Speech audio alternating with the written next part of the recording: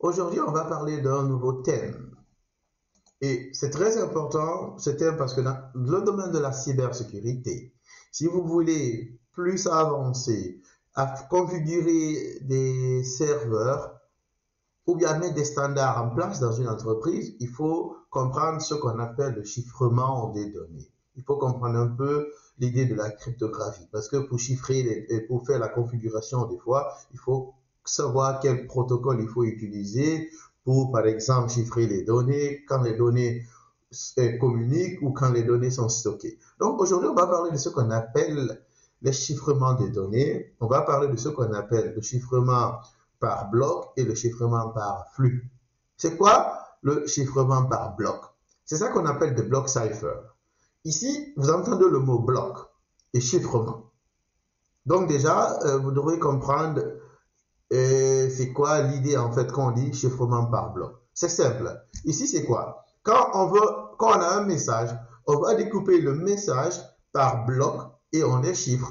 Ça dépend du protocole qu'on utilise ou l'algorithme qu'on utilise, que ce soit le 2ES, AES, Twofish et d'autres. Et on va chiffrer chaque bloc et à la fin, on va avoir ce qu'on appelle le ciphertext. Ici, le ciphertext, c'est le message qui a été chiffré, qui n'est pas compréhensif ou lisible à un être humain. Donc ici, le chiffrement par bloc, c'est quoi? C'est mettre les messages par bloc, utiliser une clé pour chiffrer les messages, pour que après le chiffrement, on ait ce qu'on appelle un ciphertext, un message chiffré. On va faire cette vidéo là où je vais vous donner des exemples en utilisant des applications. Mais cette vidéo, c'est juste pour parler de ce qu'on appelle un chiffrement par bloc et le chiffrement par flux. Donc, il y a différents types de chiffrement par bloc. Il y a ce qu'on appelle le 2ES, le AES, Twofish, 3DES, IDEA, le Blowfish. Et quand on parle de chiffrement par bloc, il y a des modes d'opération. Par exemple, le AES, 2ES et d'autres aussi fonctionnent sur ces modes d'opération. Voici des modes d'opération. Il y a ce qu'on appelle le SCB, le CBC, le CFB, le OFB, le CTR, le GCM. Et chaque mode d'opération fonctionne différemment. Il faut, maintenant, pour utiliser un mode d'opération, ça dépend de l'application, des exigences de l'application ou d'un standard défini dans votre entreprise. Ça dépend des critères. Et la plupart de ces modes d'opération utilisent ce qu'on appelle le IV, le Initialization Vector. Cela nous permet ici d'ajouter plus, de faire de sorte que le message que nous voulons chiffrer soit plus complexe. C'est-à-dire que quand vous avez un message, vous ajoutez aussi des caractères qu'on appelle le Initialization Vector et vous ajoutez aussi la clé de chiffrement. Vous allez avoir ici, comment dirais-je, un ciphertext plus complexe. Et ce qui fait que pour que quelqu'un puisse déchiffrer ce message, ça sera encore plus complexe. C'est ça l'idée ici de ce qu'on appelle Initialization Vector. Voilà. Et après ça, on va parler de ce qu'on appelle le Stream Cipher, le chiffrement de flux. Ici, c'est quoi? Au lieu de couper les messages par bloc, ici, c'est différent.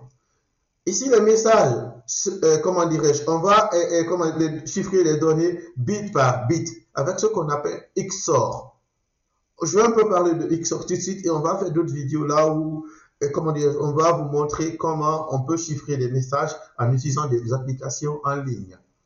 Et les différents types de stream cipher ou de chiffrement de flux, il y a le RC4, SHA-SHA, A51 et souvent le one-time pad, le one-time pad. Et ça, c'est très, très important parce que souvent, quand on fait, comment dirais-je, le chiffrement de flux, c'est souvent dans les communes, comment dirais-je, quand il y a, par exemple, quand on veut envoyer un message d'un point à un autre, par exemple, quand on utilise le HTTPS, on utilise là-bas le TLS.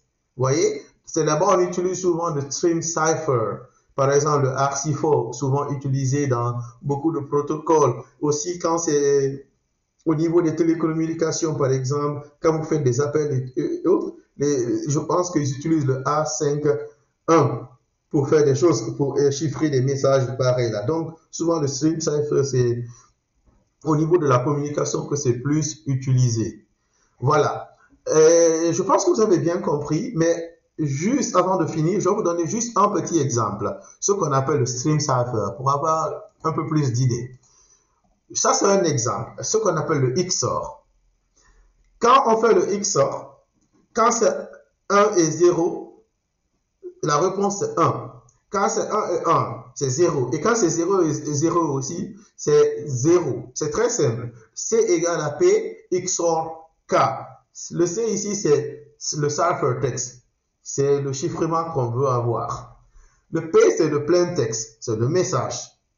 Et le signe là, ça c'est XOR. K, c'est la clé. Juste un exemple. Nous avons le plain text ici, en bits. Vous voyez, on a par exemple hello. Le mot hello, on a mis ça en bits.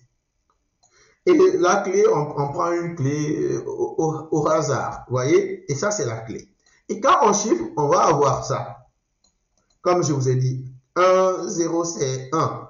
1, 1 c'est 0. Ainsi de suite, vous pouvez bien voir. Donc, c'est ça que nous allons avoir. Maintenant, pour revenir à ce texte, le plain texte là, hello, juste un exemple, on va faire la même chose. On va prendre ça. On prend ça. Qu'est-ce qu'on va faire?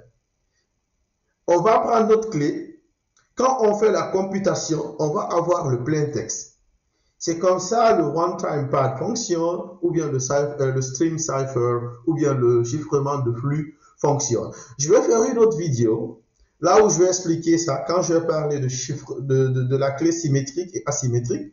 Je vais vous montrer en utilisant des applications et vous allez mieux comprendre. C'est très très simple. Voilà, c'était tout pour aujourd'hui. C'était la cybersécurité pour les nuls. N'oubliez pas de vous abonner et de poser des questions dans les commentaires ou bien de nous envoyer des textos. Merci et à bientôt.